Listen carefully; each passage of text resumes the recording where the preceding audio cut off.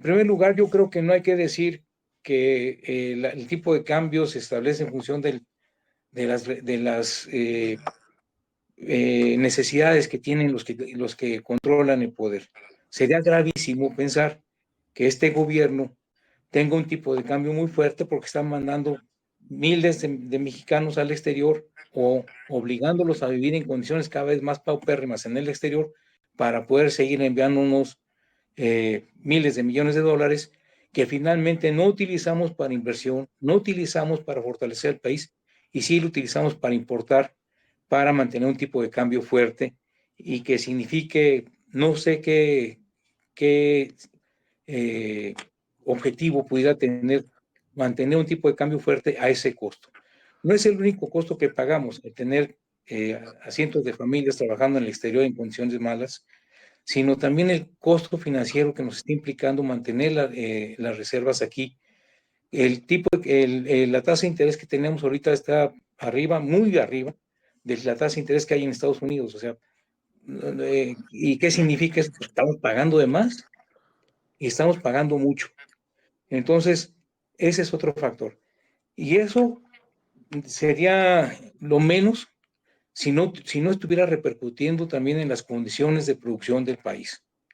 O sea, las condiciones que han llegado a tener algunos pequeños productores o medianos productores, como señaló Eduardo hace un momento, significaron años de esfuerzo, años de estar atinándole a ver de qué manera podrías ir ganando espacios al mercado exterior, ir posicionándote, todo eso que no cuesta, no son enchiladas, son años de esfuerzo y de trabajo.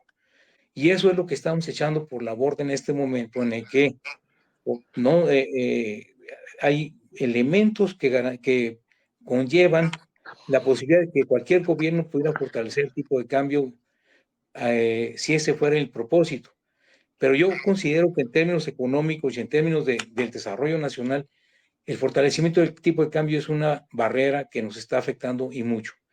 El hecho de que nos estemos cerrando las puertas a las exportaciones y que haya gente que esté viniendo a invertir aquí a pesar de esa situación, no tiene otra explicación que la capacidad que tienen ellos de competir por la tecnología que traen aquí a México. Sí, van a venir muchos inversionistas extranjeros a trabajar en México porque en este momento la intención de invertir en México no se evalúa por las condiciones de competitividad, sino por la cercanía con el mercado más fuerte del mundo. Y eso es una situación que también efectivamente no la compramos ni la pagamos nosotros, es una situación que existe y que efectivamente debemos de aprovechar, pero debemos de aprovechar de manera que en el resultado final no vayan a ser unos cuantos extranjeros los que se queden con la mayor parte de los beneficios y la inmensa mayoría de los mexicanos sigamos trabajando en condiciones de trabajadores asalariados. Yo considero que deberíamos de revisar con mucho cuidado lo que está pasando con el tipo de cambio, porque no estamos obteniendo más allá que un beneficio temporal de baja de precios. Hay que recordar que cuantas veces se ha bajado el precio mediante el fortalecimiento del tipo de cambio, lo que se logra es traer mercancías baratas. Y eso nos permite asumir que tenemos una inflación más baja. Con Salinas se pasó del 20 al 7% y lo que pasó al final fue una crisis brutal. Aquí hemos bajado la inflación, ya estamos frenándola porque no la hemos bajado todavía de manera sustancial. Sin embargo, no hemos hecho nada para fortalecer nuestras capacidades de producción internamente. Tenemos problemas con los productores de sector primario, no se mencionaron, pero hay una situación en la que los productores del campo están pasando ahora sí que las de Caín, porque se les obliga a competir incluso con productores de maíz de Estados Unidos, cuando aquí se han tenido muy buenas cosechas que no tienen mercado. Entonces, ese es un problema muy serio. Bajar la inflación mediante la importación a precios subsidiados por un tipo de cambio es un costo muy alto que está pagando el país para mantener baja la inflación, una inflación que solo se puede sostener de esa manera. En el momento en el que no tengamos los recursos para importar mercancías primarias, la inflación se va a disparar. Y tenemos que advertir que eso puede ocurrir. Nos ha ocurrido muchas veces. No es, no es una casualidad, pues.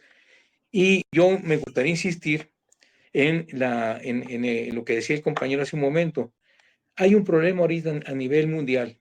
Desde 2008 hay una crisis latente porque la crisis que estalló, la crisis inmobiliaria, fue consecuencia de un exagerado endeudamiento en las familias de Estados Unidos y la solución que les dieron fue inyectar miles de millones de dólares a la economía estadounidense.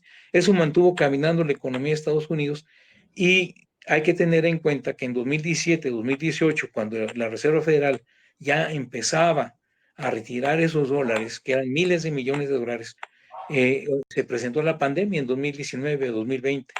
Y la alternativa fue inyectarle más dólares a la economía en lugar de seguir retirándolos. Efectivamente, había una emergencia, tenías que hacerle frente. Y fue lo que hicieron, inyectarle dólares para mantener caminando la economía. Pero hoy nuevamente están con la situación en la que hay una enorme cantidad de dólares en el mundo. Y eso tiene repercusiones aquí, tiene repercusiones en China, tiene repercusiones en Europa. Entonces, tendríamos que estar pensando qué hacer en esta situación. Si nosotros suponemos que podemos aprovechar esa condición de grandes masas dólares en el mercado para bajar el tipo de cambio del peso contra el dólar, incluso se ha llegado a pensar que puede llegar hasta 15 pesos por dólar, pues eso es una ilusión.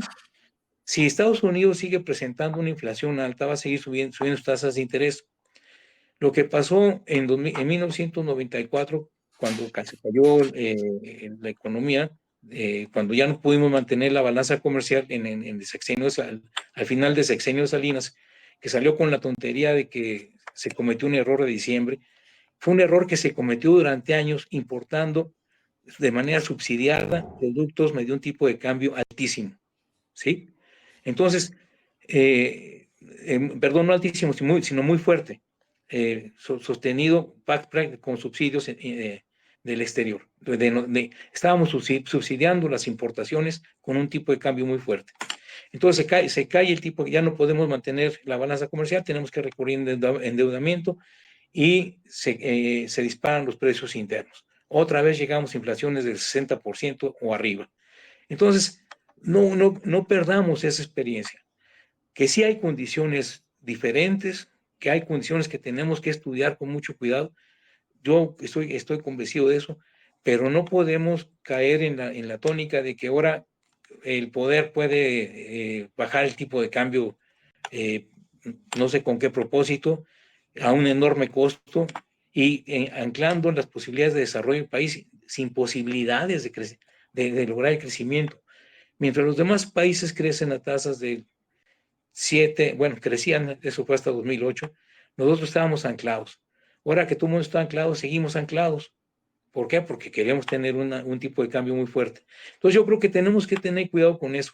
No hay una solución todavía, pero no, yo más bien considero, y eso ya es la última parte, que tendríamos que estar pensando en de qué manera el sector social de la economía, organizaciones como con eso, podrían estar contribuyendo a frenar la inflación con una mayor producción interna, con una mejor comercialización de productos internamente, ayudándonos colectivamente para zafarnos de la inflación y no pensar que vamos a bajar la inflación con importaciones subsidiadas con el tipo de cambio fuerte. Hay que tener cuidado con eso. Gracias, disculpen el tiempo.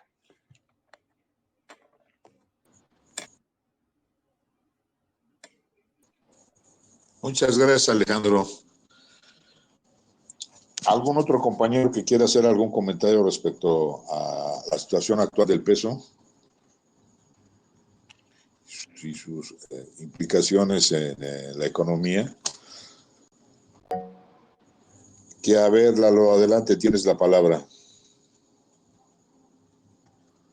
Adelante, Lalo. Este es un comentario, ¿verdad? Más o menos que tiene que ver con la economía doméstica. Estamos hablando de todo lo doméstico. Yo no domino la cuestión académica, es lo doméstico. Aquí en Estados Unidos, y al menos aquí en Bronzeville, en donde tenemos el negocio, hace rato, a las 5 de la tarde, fui con el contador aquí en Bronzeville a dejarle mis documentos, o sea, mi papelería del primer semestre, y estábamos platicando acerca del tema. Y él me dice, fíjate, Eduardo, que yo recomiendo a clientes que no se deshagan ya de sus propiedades, si tienen una casa, que no las vendan, porque va a ser muy difícil volver a comprar otra propiedad. Hijo, se compraron bienes al 2.5, al 3% intereses. Ahorita, si bien te va un crédito hipotecario, te lo están dejando al 7.50. Dice, la situación se está tornando difícil, Eduardo. Ya los muchachos que están saliendo de las escuelas están recibiendo su pago, o sea, les están pagando más de sueldos por hora, pero ese sueldo que le están pagando al muchacho ya no le está alcanzando para aventarse un plan de largo plazo. Las casas que ahorita están construyendo y que los muchachos que van saliendo de las escuelas y que se casan, van a hacer la compra de su primer propiedad, ya no les está alcanzando. Me dijo, algo está sucediendo en Estados Unidos, que hay mucho dinero circulando, pero se está poniendo difícil cada vez más para más sectores de las capas, de distintas capas sociales, llegar al fin del mes. Me estaba comentando, me dijo, fíjate que acabo de regresar de Dallas. Me dijo, y yo nunca había visto lo que ahora vi. Había unas partes en el centro, ahí en Dallas, en donde era una especie como de centros de, pues no de acopio, sino como que de ayuda, así como hay lugares en donde te ayudan, viene un terremoto, un ciclón y que te ayudan para darte comida. Dijo, hay unas partes que te están ayudando o iglesias que tienen aire acondicionado. Entonces se están habilitando centros de ayuda para las personas que no tienen aire acondicionado en sus casas, que vayan y pasen el día ahí y que se sienten ahí. Me dijo, nunca me había dado cuenta cuánta gente ahorita en el 2023 en Estados Unidos y en Texas y en Dallas no tiene lo más, para él es algo muy esencial, me dijo, que es el aire acondicionado. Entonces, ese es el mercado a donde están yendo nuestros productos. Ese es el mercado a donde hemos estado esperanzados toda nuestra vida y a donde tenemos apalancado pues toda nuestra capacidad exportadora. Y ese mercado ahorita anda temblando. Entonces, sí, las alarmas sí se están prendiendo. Algo sinceramente sí está sucediendo y sí nos mete ruido, pues a la gente que de una u otra forma estamos involucrados en el comercio exterior. ¿Es cuánto? Gracias, Lalo. ¿Algún comentario respecto a eso, Alejandro?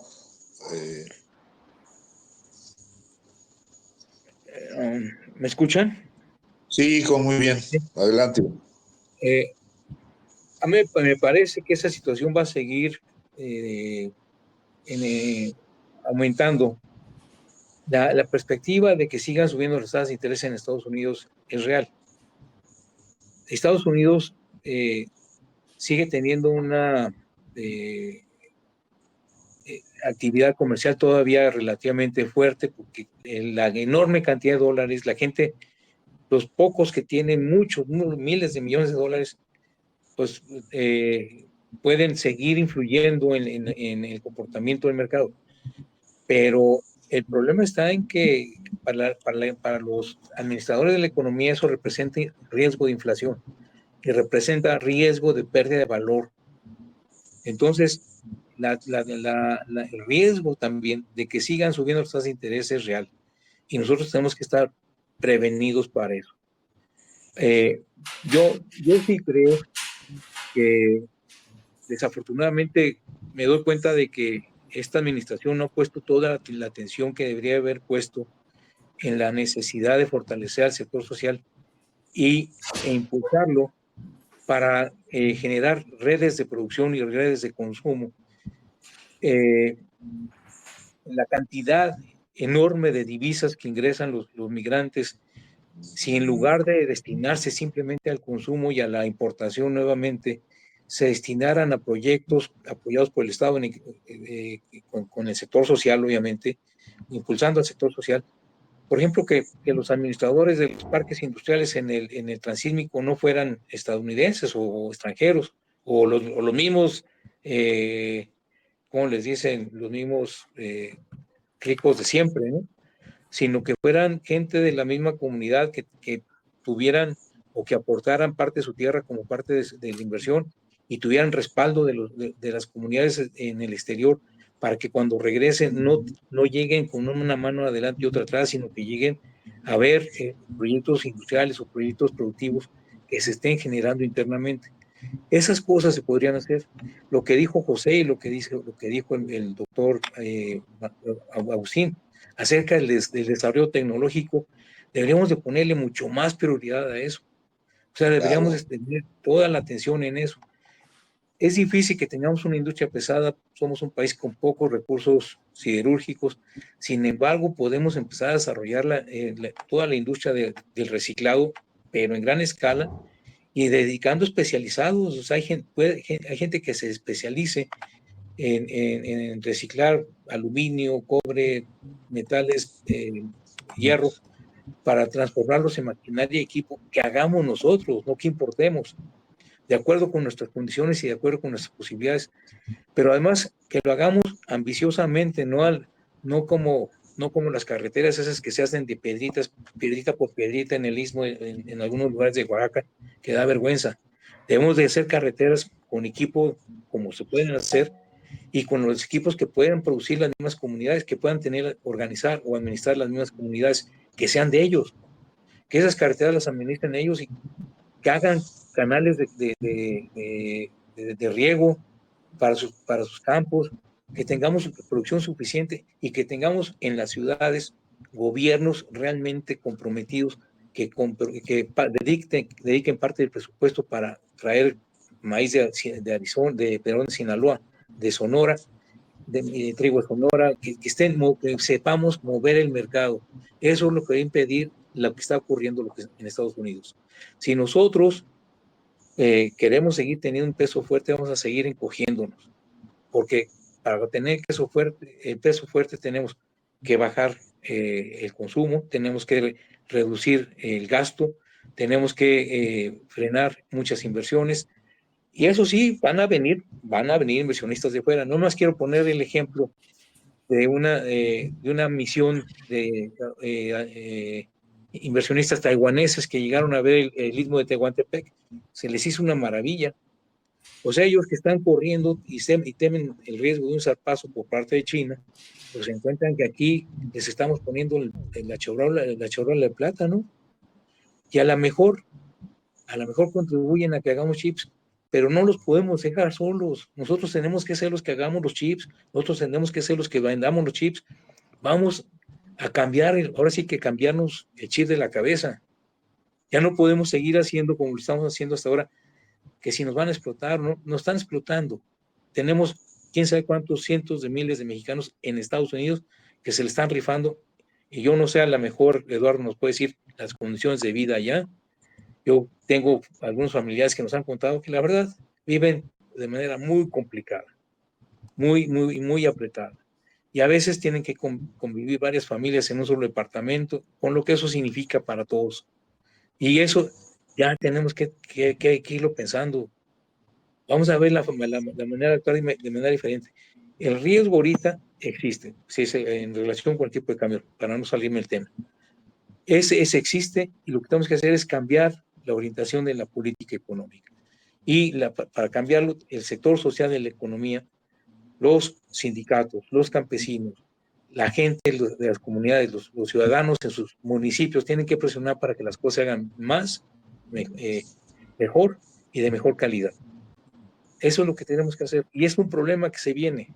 Desafortunadamente ya perdimos 4 años. Ojalá pudiéramos insistir ahora en la nueva administración que tenemos que acelerar el paso y tenemos que contribuir todos, no nada más el sector público y el sector privado, no, el sector social. Los 5 billones que se tienen en las Afores se pueden utilizar parcialmente para hacer un México más fuerte, mejor para quienes se retiren en el futuro. Pero si seguimos así, hasta los 5 millones se nos van a desaparecer, los 5 billones se van a desaparecer al caer el tipo de cambio y seguir cayendo en la recesión. Gracias. Gracias, Alejandro.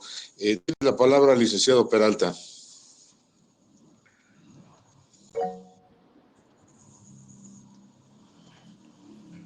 Tiene la palabra Alfredo.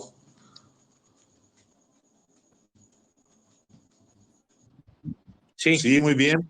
Gracias. Buenas noches, doctor, y buenas noches a todos. Esto coincidiría con, y es pregunta, con una teoría de la paridad del poder adquisitivo. Esto es a un aumento de una inflación de importación, que es una inflación importada en realidad, pues crece la expectativa, genera la expectativa de inflación y de los costos de producción, donde los productos no son, los mismos productos no tienen el mismo precio en dos países, en este caso en Estados Unidos y en México, por el tipo de cambio, que es con eso con lo que fundamentaría un poco mi pregunta en cuanto a la teoría de la paridad del poder adquisitivo. Y como segundo punto, ¿usted considera que el aumento del precio en las importaciones nos genera obviamente un aumento de bienes y servicios importados? También nos genera un incremento de la inflación y por lo tanto afecta el poder adquisitivo y genera presiones inflacionarias dentro del país. ¿Considera usted que un coadyuvante sería la producción, comercialización y consumo interno dentro del país mediante esos organismos como Coneso, como las cooperativas, como los sindicatos, en donde nuestra economía la fortalezcamos?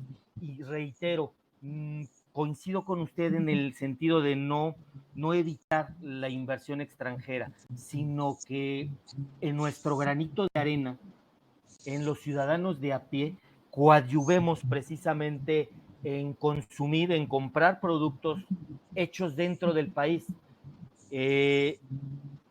Con esto fortaleceríamos esa pequeña cadena de consumo interno que podría ayudar. Es cuanto y agradezco mucho su respuesta. Gracias, licenciado Peralta. Si quieres contestar, Alejandro. Es para Alejandro, sí. ¿Verdad? Sí, para Alejandro. Sí, Adelante, Alejandro. Las importaciones se encarecen, o hemos visto encarecimiento de las importaciones cuando no podemos sostener el tipo de cambio. Y no lo podemos sostener porque nosotros no generamos dólares. Entonces, si no tenemos capacidad de generar dólares, pues no podemos pagar las importaciones. Entonces hay un incremento en los precios de lo que importamos. Pero eso ocurre en momentos de crisis. Ahorita lo que están haciendo es fortalecer el tipo de cambio para atraer importaciones baratas, ¿sí? Y eso distorsiona el mercado, porque deja fuera a los productores nacionales. Lo vemos todos los días con los productores de los diferentes bienes. Entonces, salen los productores nacionales, el administrador de la economía asume que logró bajar la inflación, como ocurrió con Pedro Aspe, y cuando ya no tienes dólares para importar, se te disparan los precios internos.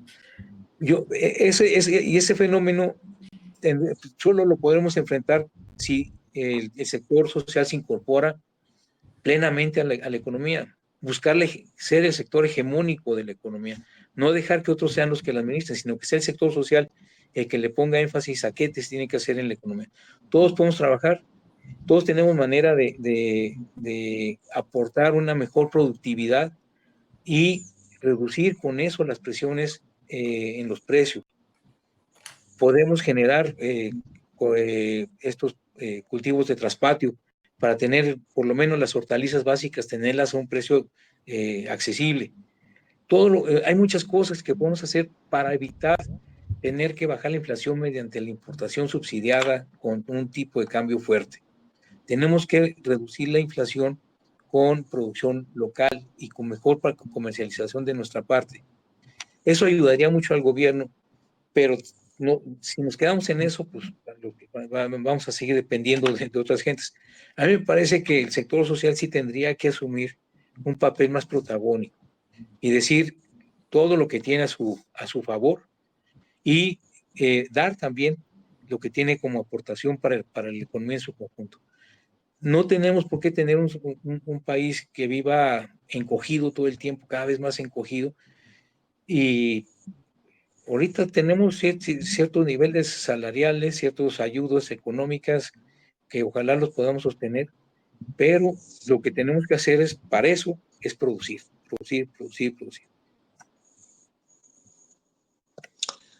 Gracias, doctor. Tiene usted la palabra, licenciado Edgar Álvarez. Gracias. Pues estoy muy interesado en todo lo que estoy escuchando y la verdad que comparto mucho la opinión de Eduardo Torres, la inquietud de Alejandro, que pues en alguna ocasión hemos platicado los temas. Y bueno, como diríamos, teóricamente, cuando hablamos del PIB, aparentemente con la medición del PIB, pues todos ya medimos el nivel de riqueza de toda la población, pero en la práctica no es así. Y lo quiero comentar en los términos siguientes. Yo me desenvuelvo en el comercio pequeño, o sea, en los mercados públicos, veo la cuestión de los tianguis, y efectivamente lo que están marcando los compañeros nos va explicando cómo es posible que hoy que tenemos una moneda más barata, entre comillas, un dólar más barato, ¿cómo es posible que los productos están más caros? Y aparte de eso, están entrando a un esquema en algún momento de especulación.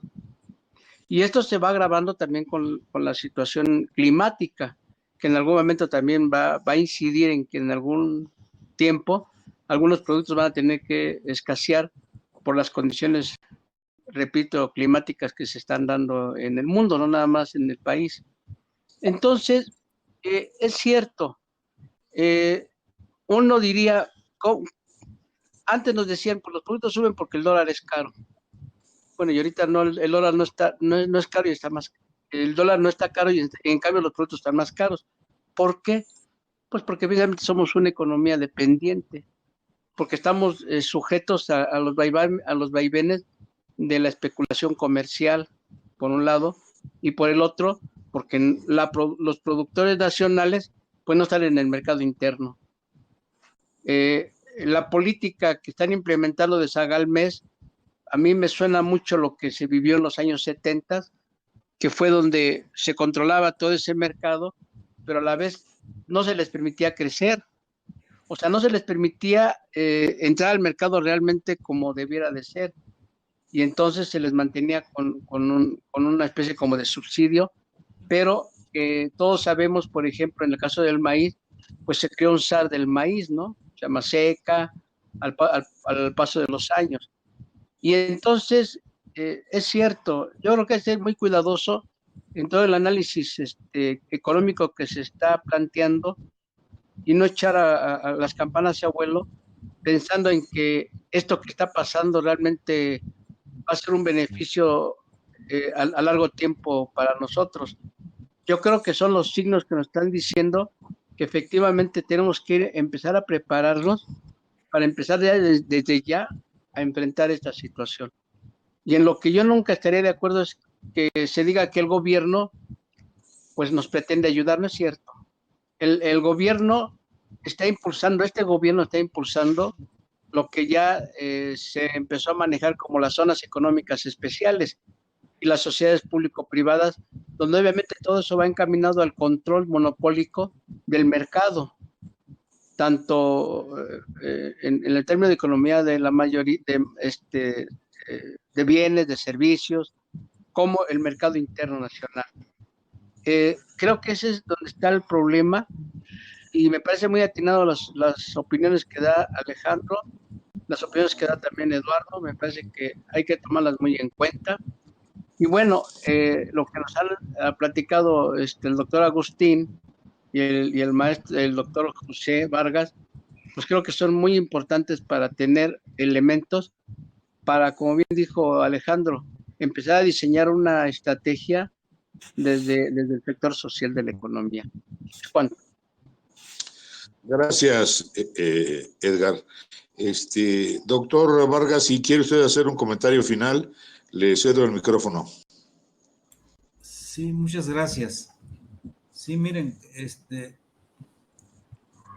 me perdí un poco una parte de la exposición de Alejandro, pero creo que valdría la pena precisar algunas cosas.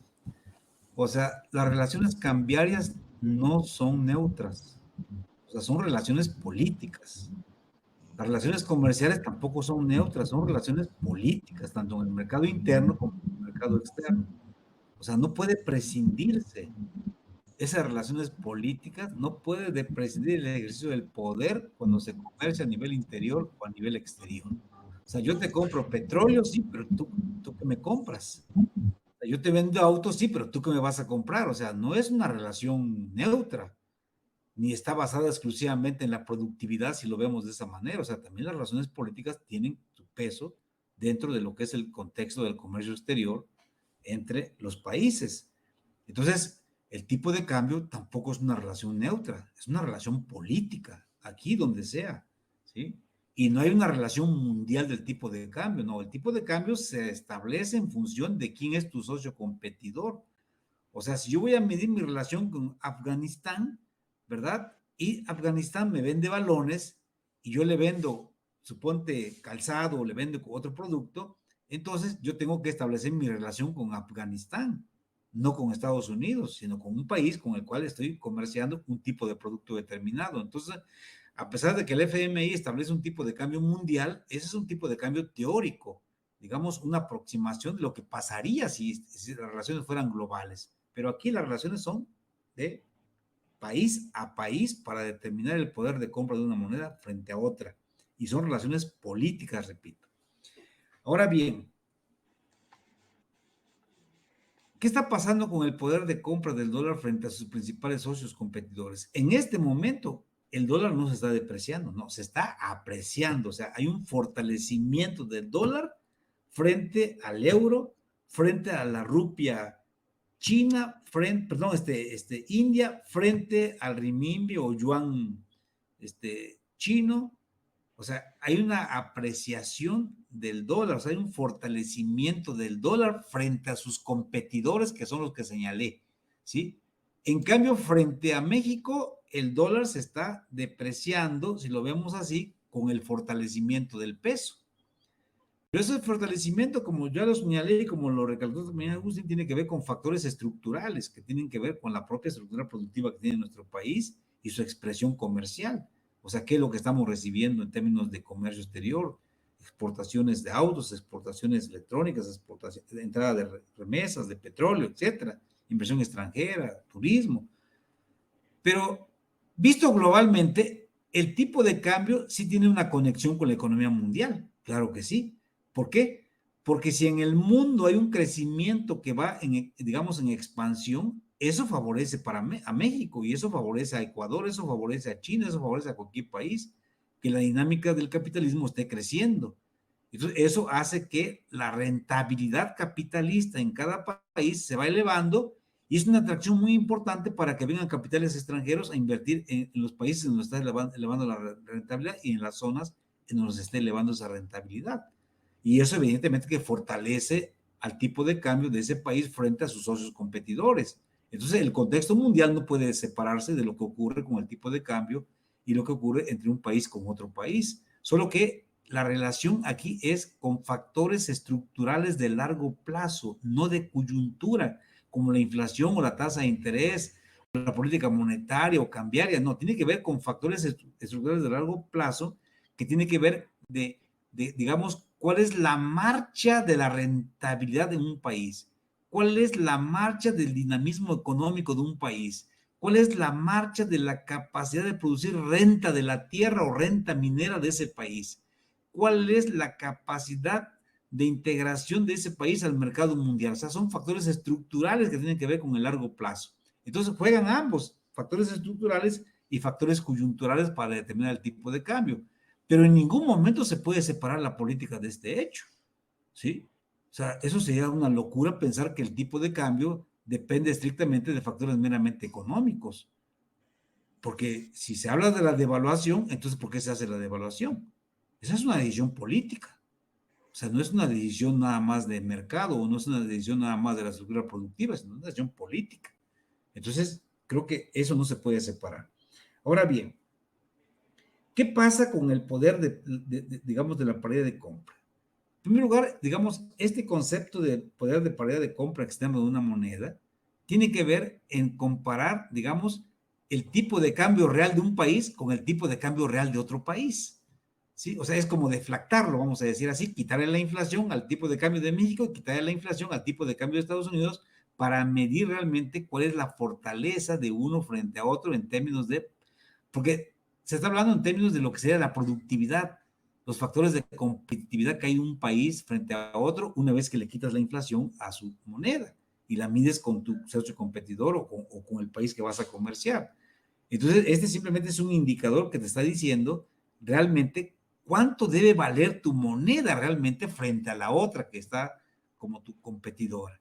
Y en esa medida, en este momento, si no tuviéramos que medir, usar la paridad del poder de compra externo del peso frente al dólar, en este momento, ¿sí? Hay un poder de compra externo del peso superior al que le debe de corresponder. ¿Qué quiere decir esto?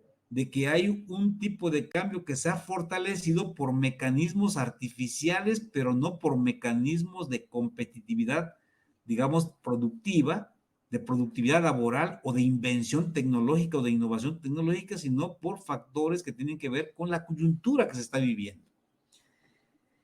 Ahora bien, ¿qué tiene que ver esto con el problema de la, digamos, de la economía capitalista como digamos, dominante frente a la economía social? O sea, si nos planteamos un proyecto de nación, ¿sí? Tenemos que reconocer que en este país y en cualquier país capitalista predomina la economía capitalista, es decir, el trabajo asalariado es el encargado de producir bienes y servicios de manera dominante en el mundo. En México es con datos del INEGI, que el 95% de la producción que se genera en este país es con trabajo asalariado. Y el resto, el 5% restante, tiene que ver con la economía de autoconsumo, con la economía, digamos, tiene que ver con las cooperativas, etcétera. Pero si a la economía social la definimos en un concepto más amplio, entonces el 70% de la economía capitalista predomina sobre la economía social. Pero entonces el proyecto político que tiene que plantearse la economía social es justamente lo que ustedes vienen haciendo. Es decir, reivindicar la importancia de esa economía social para sostener a un grueso de las familias mexicanas, ¿sí?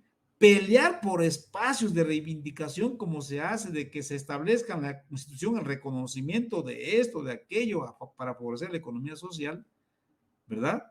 Porque sigue siendo un elemento vital en la sobrevivencia de millones de familias mexicanas que además con su trabajo aportan riqueza a este país, que eso también se traduce en un factor que pesa sobre la relación cambiaria. Eso es inevitable, porque cuando se mide el poder de compra externo de un país, no se toma nada más en cuenta un tipo de economía o el tipo de otra economía, sino se toma el conjunto de lo que se aporta el trabajo social de ese país frente al de su socio competidor.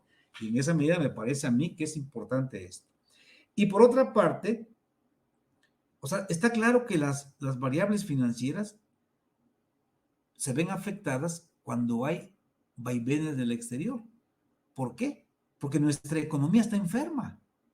O sea, tenemos baja productividad laboral, tenemos una dependencia estructural con Estados Unidos, tenemos un desarrollo desigual del norte con el sur y el sureste, tenemos monopolios que ganan bastante en el mercado interno, no generan cadenas de valor, se benefician de los tratados comerciales, pero no tienen precios internos baratos, a pesar de que tenemos un montón de acuerdos comerciales o tratados comerciales con otros países. Entonces, ese es un factor que anula el crecimiento, la política neoliberal, etcétera. Entonces, cuando hay un problema con el exterior, eso se refleja en las variables financieras. Inmediatamente el peso se deprecia o se aprecia dependiendo de las circunstancias externas.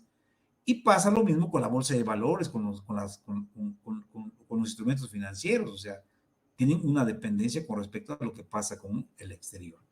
Entonces, si queremos realmente entender esta cuestión de las relaciones cambiarias con nuestros socios competidores, tenemos que tomar en cuenta inevitablemente la producción, ¿sí? O sea, esa es la base. El comercio, los precios son un reflejo. El tipo de cambio es un reflejo, ¿sí? Pero, digamos, la trayectoria que sigue la estructura productiva de un país frente a su socio competidor, eso es lo que determina a largo plazo la tendencia del tipo de cambio y la decisión política que se toma. A corto plazo, lo que hacen los estados nacionales es aguantar los vaivenes, sostener los vaivenes, pero cuando ya esos vaivenes no se pueden sostener, porque los factores de largo plazo se están imponiendo, entonces hay que tomar decisiones, que es acelerar la apreciación o acelerar la depreciación, dependiendo de dónde se quiere llegar con los que toman esa decisión, o sea, los que mandan, inevitablemente. Ahí dejo mi participación. Muchas gracias. Gracias a usted, doctor. Por ahí había una pregunta, perdón, tiene la palabra el licenciado Peralta y después una pregunta. Gracias. Es para el doctor Vargas. Doctor Vargas, muy interesante y me respondió mucho esto de la teoría de la paridad del poder adquisitivo. ¿Podría yo preguntarle, en base tomando como una base las fluctuaciones cíclicas, por ejemplo, de John Maynard, ¿cómo podríamos, respecto a las economías cíclicas, cómo podríamos definir en qué ciclo estamos y con qué país nos podríamos comparar en el marco de la experiencia que hayan tenido y cuáles son los pros y los contras que han sucedido? ¿Por qué? Porque considero que los temas económicos, en conjunto con los políticos, la humanidad todavía no ha entendido el sentido de observar y ver las variantes y las conjugaciones que se han dado en países vecinos, en naciones en donde se han presentado fenómenos iguales. Y tomando un poquito como base esa teoría de la economía cíclica, me gustaría saber si en su experiencia algunos países o en algún momento ya se ha enfrentado esto y a qué ciclo caeríamos y cuál fue la reseña de esos sucesos. Muchas gracias por su respuesta, doctor Vargas. Gracias, licenciado. No sé si puedo pasar a responder la pregunta. Con gusto, doctor. Con gusto, doctor, adelante. Bueno, miren, en primer lugar tenemos que hablar de dos tipos de ciclos. O sea, el capitalismo es un sistema que se mueve de manera cíclica, solo que en el marco de dos tipos de ciclo, que es el ciclo corto y el ciclo largo. Entonces, el ciclo corto se puede definir como la trayectoria que sigue la producción capitalista en un lapso que puede ser de 7 a 10 años, o sea, el crecimiento económico puede tardar de 7 a 10 años, pero siempre termina en una crisis de sobreproducción y sobreacumulación de capital. O sea, eso es inevitable, ¿sí? Entonces, mientras hay crecimiento, pues la expansión de los negocios hace que se fortalezcan el tipo de cambio, que se fortalezcan los salarios, que la masa salarial aumente, que haya muchas cosas favorables para el sistema, ¿sí? Pero cuando llega la crisis, todo eso se va al garete. Es decir, la crisis lo que hace es interrumpir de manera violenta el crecimiento económico, la rentabilidad capitalista, y eso hace que, digamos, los salarios bajen porque hay un despido notable de trabajadores, la masa salarial se reduce porque se ocupan ahora menos obreros, ¿verdad? Y la tasa de interés inclusive puede subir drásticamente si no hay factores que la contrarresten. Porque si hay factores que la contrarresten, inclusive la tasa de interés puede ser hasta negativa en términos reales, siempre y cuando haya factores, repito, que la contrarresten hacia el alza. En cambio, el ciclo largo, ese se define como la articulación de un complejo tecnológico dominante, es decir, en este caso puede ser la industria pesada o la industria electrónica en otro momento, asociada a un método específico de producción de plusvalor, que puede ser, por ejemplo, la industria pesada asociada al Fordismo, o la industria electrónica asociada al toyotismo. Entonces, mientras ese complejo tecnológico sea dominante, que puede tardar 50, 60 años su dominio, o 40 o 30 años ese dominio, y ese método de producción sigue siendo vigente, entonces quiere decir que los ciclos cortos que ocurren dentro de esos 40 o 60 años van a ser de 7 a 10 años, y va a haber varios ciclos cortos dentro de ese ciclo largo, ¿sí? Porque la tecnología no va a cambiar. Va a cambiar cuando haya una revolución tecnológica, y eso va a llevar a que haya un nuevo método de producción de valor. Entonces, en este momento, el ciclo largo que está vigente es el ciclo que se inició en 1990. Es decir, cuando la economía norteamericana creció durante 10 años y arrastró al mundo al crecimiento, China, etcétera, y han ocurrido varios ciclos cortos, el de 2001, el 2008, el 2009, el 2020, 2021, y se proyectaba que este año podríamos tener otra caída, pero felizmente que no se ha dado. Esto, digo, la felicidad, porque eso beneficia al trabajador, que no haya una caída drástica. O sea, hay problemas, pero no ha habido una crisis o una recesión que podamos catalogarla como tal. Entonces, en este momento nos encontramos en un periodo que no se puede caracterizar como una crisis recesiva, sino como un estancamiento económico que viene desde muchos años atrás, como ilustró Alejandro, pero con una amenaza potencial de transformarse en una crisis, eso sí, para el próximo año, si es que los factores que están pesando en la coyuntura internacional no se resuelven favorablemente o no se atenúan, ¿sí? Esto va a llevar a que sí podamos caer en una crisis el próximo año. Pero ahorita no estamos en una fase en la que podamos decir que estamos en una fase de recesión, porque no hay como tal. O sea, estamos en una fase de desaceleración, de incertidumbre, pero no de crisis como tal. Porque la crisis se define como una interrupción del crecimiento, y eso creo que no se está dando, al menos en nuestro país, no se está dando ni en Estados Unidos, que al contrario, Estados Unidos está creciendo y va a crecer porque el gobierno está metiendo mucho dinero a la producción de la vivienda de todo tipo y a la infraestructura, etcétera, y eso favorece tanto a los trabajadores mexicanos como a las remesas, y eso fortalece nuestra relación cambiaria con ese país. Eso sería lo que te puedo decir, compañero. Muchas gracias. Gracias. Había una pregunta de un compañero. Si quieres, compañero Ávila, si quieres hacerle la pregunta a quien quieras tú, a Alejandro Castillo o a doctor Vargas, o a quien te la quiera contestar. Sí, adelante. Hablaba sobre la cuestión de la devaluación en Argentina. ¿Nos puedes hacer tu comentario? Te lo agradezco. Adelante.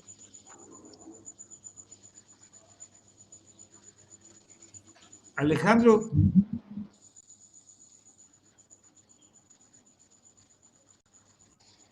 No sí, sé perdón, si quieras, no escuché. No sé si quieras tú responder esa pregunta de hablar de la devaluación en Argentina. No he seguido el tema de Argentina, perdón. Bueno, yo puedo comentar un poco sobre este tema. Adelante, doctor. O sea, miren, el asunto es de que Argentina es un país que cuando estuvo la familia Kirchner se recuperó mucho. O sea, resolvió muchos problemas. políticos internos y eso se asoció al crecimiento económico porque cambió, digamos, drásticamente el modelo neoliberal, aunque no rompió con las instituciones neoliberales, pero sí cambió la orientación política en el marco de esas instituciones neoliberales y favoreció que la Argentina creciera a veces hasta 9-10%. Pero después, cuando retorna este señor Macri, volvemos a caer en el neoliberalismo absoluto y ahí empiezan los problemas nuevamente y viene Fernández e intenta rescatar a la economía, pero son tan grandes los problemas de endeudamiento que tiene Argentina, que es uno de los países más endeudados de América Latina, su sector público y su sector privado, que hace que gran parte de los recursos que pudieran destinarse al crecimiento tengan que utilizarse al pago del capital y al pago del costo financiero de esa deuda. Y por eso Argentina está pidiendo que se desconozca la deuda de más de 50.000 millones que contrató Macri con el Fondo Monetario Internacional, pero aquí están operando tanto factores financieros como factores estructurales como factores políticos en el caso argentino. ¿Por qué razón factores estructurales? Porque Argentina, que es un país que en el siglo XIX y principios del siglo XX, hasta los años 60, 70, fue un país que tuvo un crecimiento insospechado, igual que México, o sea, el milagro argentino, el milagro mexicano, el milagro brasileño, etcétera, se acabó cuando llegaron los militares. Y desde los militares para acá, ese país se empobreció. Luego llegó este señor neoliberal, que no solamente practicó el neoliberalismo, sino que además puso al dólar como la moneda hegemónica de Argentina, o sea, un consejo monetario, que hizo que cuando esa economía cayó, pues la gente se empobreció, de tal forma que ahora hay hijos que se pelean con los papás por la miseria que se vive en Argentina. O sea, la clase media y la clase pobre se pelean entre la familia porque no alcanzan los recursos para vivir una vida más tranquila, más estable, sino que ahora se pelean por la falta de recursos dentro de la propia familia, al no tener una visión política de salida a los problemas que están enfrentando internamente las familias. Y en el caso digamos, de la estructura productiva de Argentina, Argentina se atrasó décadas porque no desarrolló la industria electrónica como sí lo hizo México, ¿sí? O sea, los países de Sudamérica no desarrollaron esa industria. No es con capital nacional lo nuestro, pero lo que hace es que favorece que las exportaciones y el empleo se produzcan, de tal forma que si no tuviéramos a esa industria maquiladora dependiente de países extranjeros, particularmente de Estados Unidos, de Corea, etcétera, pues estaríamos peor internamente, ¿sí? O sea, eso ha favorecido a México, eso no se puede negar. Las exportaciones que hacen esos señores han favorecido a México y a nuestra relación cambiaria. Pero Argentina no lo tiene Brasil. Entonces, la estructura productiva quedó prácticamente destruida con estas políticas neoliberales y su industria pesada y su industria de exportación agrícola también tiene problemas para reinsertarse al mercado mundial como lo tuvieron en el pasado. Y en el plano político, pues obviamente que la restauración neoliberal se intenta hacer por todos lados, allá más abiertamente que en México, porque el gobierno no tiene el apoyo que tiene López Obrador. Entonces allá los golpes son directos contra el presidente, contra la vicepresidenta, por parte del Poder Judicial, por parte de los partidos políticos contrarios, etcétera. Y eso hace que esta economía esté hoy día en un vaivén de incertidumbre y no crece como lo hizo en el pasado. Esa sería mi respuesta. Muchas gracias. Gracias.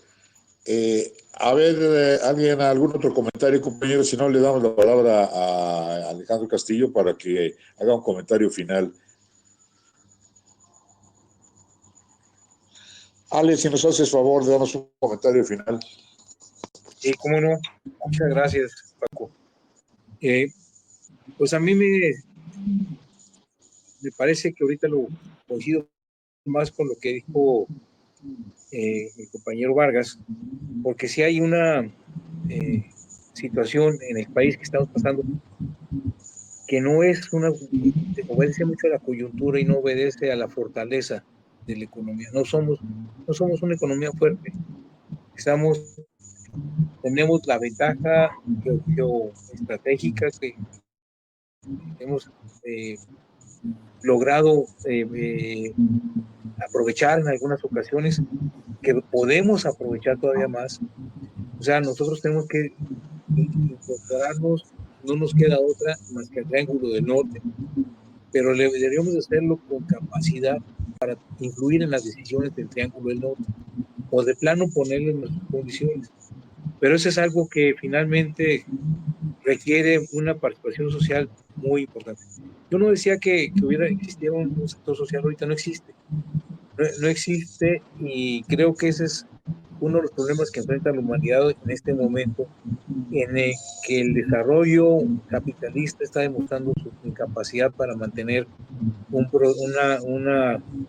progreso sostenido, en el que la crisis climática ya está cobrando cada vez costos más altos, en el que incluso las operaciones que supuestamente realizan los seres humanos, como son la emisión de dinero, el uso del dinero para una u otra cosa, ya se están complicando. Entonces, por eso mismo, yo considero que el sector social de la economía, con las características que puede llegar a tener, puede ser una alternativa, pero debe concebirse a sí mismo no como a ver si me ayudan, a ver si puedo, a ver si quiero, sino que tiene que ser un sector social que se proponga producir en las condiciones de trabajo socialmente necesario que hay en el mundo, que es el mejor comparativo de competitividad que hay en el mundo. O sea, cuánto se requiere para producir esto de tiempo de trabajo de la gente, qué tecnología, qué manera de distribución, de financiamiento, todo tenemos que ser capaces de manejar. Y eso es, creo, que una alternativa que deberíamos explorar cada vez con más intensidad, porque la verdad, estamos entre un gobierno que pretende ser, tiene algo de nacionalista, que es bueno, tiene algo de soberanía, que es bueno, pero tiene tal debilidad que ni es nacionalista totalmente, ni es soberano totalmente, y cada vez corremos más riesgos, porque, como decía José, a lo mejor la influencia del tipo de cambio, de fortalecernos para luego dejar que nos demos un sentón, puede provocarnos muchísimos problemas, condiciones de negociación cada vez más vulnerables y cada vez con mayores riesgos. Lo que decía de la colonización de los taiwaneses en el istmo de Tehuantepec, aguas. O sea, si no somos capaces de defender la tierra, nuestros medios, y ser capaces de negociar con las condiciones en las que estamos, sí apoyándonos en la gente que tenga más tecnología y lo que sea, pero siendo capaces de administrar eso, vamos ahora sí que a quedar fuera. El riesgo permanece, y a lo mejor lo que suceda en el futuro, si es que se presenta una crisis cambiaria, realmente nos la cobren muy cara. Y eso a mí me preocupa mucho. Deberíamos de trabajar mucho para evitarlo, crear las condiciones para que la sociedad se capacite para salir adelante. Gracias. Muchas gracias, Alejandro. Pues el tiempo se nos terminó, compañeros. Estaba muy interesante el tema. Creo que sería necesario todavía un tiempo más amplio para poder terminar con él, ¿no? Pero pues por el momento ya no tenemos ese tiempo, y le quiero yo agradecer en nombre de todos los compañeros al doctor José Vargas, Alejandro Castillo y a Agustín Andrade por su exposición, ¿sí? Porque nos han sacado de muchas de las dudas que nosotros teníamos aquí en este grupo. Nuevamente les agradezco, y si alguien quiere tomar la palabra, pues adelante, compañeros.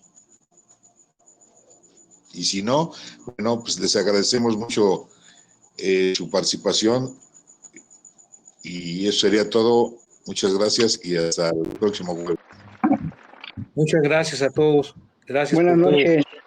Buenas Gracias noches. a todos. Buenas noches. Muchas gracias a ustedes. Muy buenas noches.